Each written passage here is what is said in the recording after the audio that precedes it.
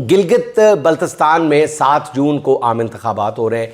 ये इलेक्शन भी पाकिस्तान के आम इंतखाबात की तर्ज पर कराए जा रहे हैं, क्योंकि वहाँ भी सिकंदर सुल्तान राजा और काजी फायज़ ईसा की अरवाह पहुँच चुकी है।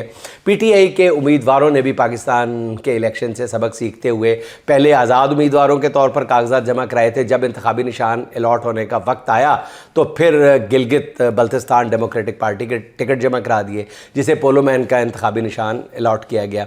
ये जमात पीटीआई के नौजवानों ने इलेक्शन से पहले रजिस्टर कराई थी। मकसद था कि पीटीआई के तमाम उम्मीदवार एक ही निशान पर इलेक्शन लड़ें।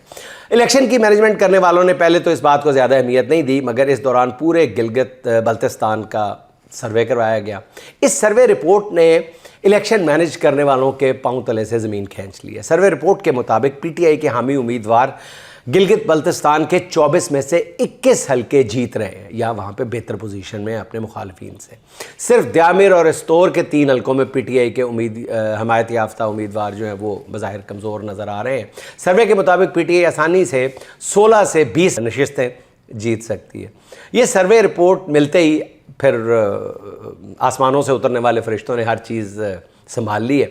गिलगित बल्तिस्तान डेमोक्रेटिक पार्टी से पोलोमैन का निशान छीन लिया गया और उसके उम्मीदवारों में से किसी को चिमटा, किसी को बतख, बैंगन, चारपाई, जूता जैसे निशान दिए जा रहे हैं। इन उम्मीदवारों को इंतखाबी मुहिम की इजाज़त भी नहीं दी जा रही। नून लीग, पीपल्स पार्टी और इस्तेहकाम पाकिस्तान पार्टी खुलकर मुहिम चला रहे हैं, मगर आखिर में लगता यही है कि ज़रूरत फॉर्म 47 की पड़ेगी।